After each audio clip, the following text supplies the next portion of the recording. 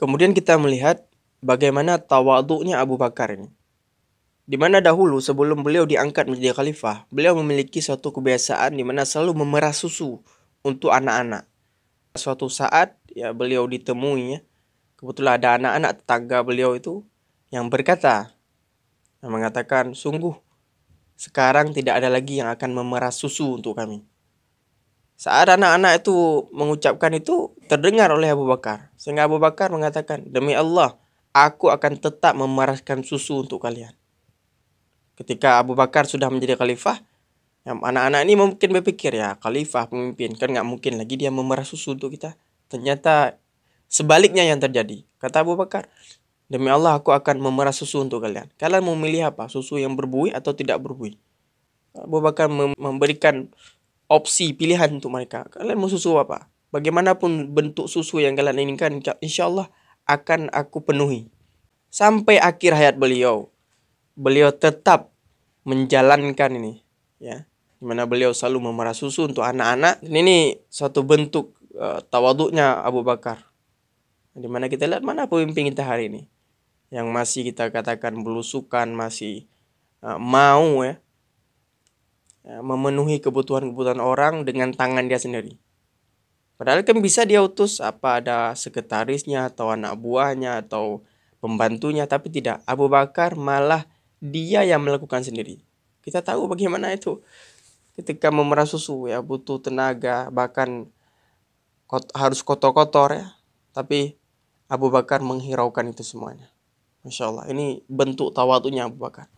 Kemudian sebagaimana yang diriwayatkan oleh Umar bin Khattab, suatu ketika Umar bin Khattab selalu ingin memberikan fasilitas atau membersihkan rumah seorang janda yang buta.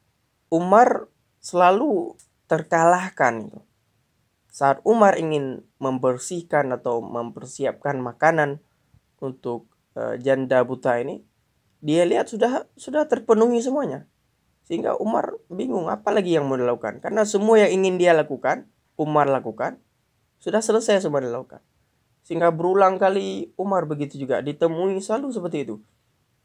Dan sebelumnya juga Umar bertanya kepada janda ini, siapa sebenarnya yang melakukan kepadamu, ya, yang mempersiapkan semua ini? Janda ini, saya tidak tahu. Kita bayangkan ya, luar biasanya. Dia orang yang tidak memberitahu, dia melakukan tanpa mengharap pujian ataupun balasan dari orang tersebut. Dia melakukan sukarela. Sehingga singkat cerita Umar mau cari tahu nih secara diam-diam, sembunyi-sembunyi dia tahu siapa sebenarnya orang yang selalu mendahului dia untuk melakukan ini semuanya nih, pekerjaan ini semuanya nih. Ketika Umar bersembunyi ternyata yang melakukannya adalah Abu Bakar. Sampai sehingga Umar mengatakan, sungguh engkau telah meninggalkan sesuatu yang akan memberatkan kami. Maksudnya yang engkau lakukan ini akan susah kami lakukan, akan susah kami contoh. Ya, kata Umar. Luar biasa Abu Bakar. Dia melakukan tanpa mengharap pujian. Dia tidak beritahu kan kalau kita kadang mau kasih bantuan sedikit ya udah foto-foto, udah selfie dulu, udah ada media-media lagi, tidak. Umar Abu Bakar tidak seperti itu. Dia datangi, dia bersihkan, ya. Mau dibersihkan, bahkan dia kan bisa utus pasukannya atau dia kan khalifah, ada anak buah, ada sekretaris, ada bendahara, ada pembantu, bisa diutus, tapi tidak. Malah Abu Bakar melakukan sendiri. Kalau kita istilahkan sekarang belusukan sendiri, dia lakukan ya untuk mensejahterakan umatnya ataupun orang-orang yang dia pimpin. Kemudian dalam sebuah hadis yang diriwayatkan oleh Al-Baihaqi dan juga Ibnu As-Saqid, yang hadis ini hasan ya, bahwa seorang tabi'in pernah mengatakan bahwasanya Abu Bakar pernah mengutus pasukan untuk ke Syam. Yang pasukan ini Abu Bakar tunjuk panglima perangnya, ada Yazid bin Abi Sufyan, Amru bin As, dan juga Surahbil bin Hasanah. Mereka ini sebagai panglima perangnya. Sementara itu mereka bertiga ini mengendarai kuda. Dan Abu Bakar berjalan di samping mereka. Bayangkan Khalifah Allah berjalan di samping mereka. Dengan panglima perang disuruh naik kuda oleh Abu Bakar. Abu Bakar berjalan sampai ketiga panglima perang ini mengatakan, wahai Khalifah Allah, kami ini sedang naik kuda, kenapa engkau berjalan kaki?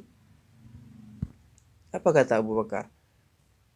Sesungguhnya aku berharap pahala daripada Allah. Pahala kakiku yang melangkah untuk mengantarkan kalian sampai pintu gerbang ya. Namun kalau kita lihat pemimpin-pemimpin kita hari ini, baru sedikit diberikan jabatan sudah sombongnya luar biasa kadang.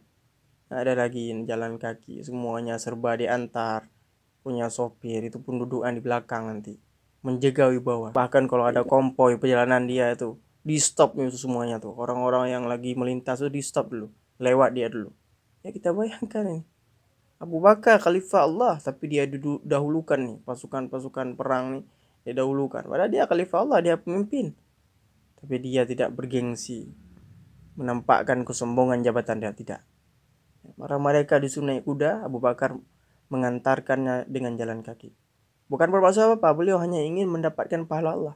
Ada nggak kita hari ini ketika kita melakukan konvoy itu, ketika ada yang terhalangi, mungkin bahkan ada ambulan yang ingin lewat ini, kita tahan dulu, kita yang mengalah, kita suruh orang ini dulu jalan. Apa haknya orang-orang pemimpin hari ini itu melarang melintas ketika dia melintas? Tidak boleh ada melintas dulu sebelum dia selesai melintas tuh. Apa haknya? Ya, sebenarnya dia harus memberikan contoh. Ya, dia yang harus mengalah. Pemimpin-pemimpin itu yang harus mengalah. Didahulukan dulu masyarakatnya, karena kan dia pengayom masyarakat. Ya, berikan contoh yang baik. Maka seperti inilah. Ini Abu Bakar, ya khalifah Allah. Padahal kan bisa saja itu Abu Bakar ketika lewat dia suruh pindah semuanya, itu pasukan perang suruh pindah dulu ya, hormat semuanya. Enggak, beliau tidak menginginkan itu. Bahkan beliau berjalan di samping itu, di samping kuda-kuda pasukan yang diutus oleh Abu Bakar itu, beliau berjalan kaki. Di mana di riwayat yang lain Abu Bakar mengatakan, aku ingin langkah-langkahku ini menjadi pahala bagiku, meskipun aku tidak bisa hadir bersama kalian, berperang bersama-sama dengan kalian. Karena sebagaimana dalam sebuah hadis di mana Rasulullah SAW bersabda, barang siapa yang langkahnya di jalan Allah, ya, maka dia akan diberikan 1000 pahala untuknya. Ya, dihapuskan 1000 dosanya itu. Maka Abu Bakar berharap itu. Adakah kita ini ketika kita melakukan kebaikan atau kita mengalah dari orang lain berharap pahala? Ada? Masih kamu pikir gitu? Ya, khususnya untuk pemimpin-pemimpin kita hari ini. Jangan boleh sombong, jangan sombong dan jangan menampakkan kehebatan kita. Kita ini hamba Allah. Dakwah semampumu.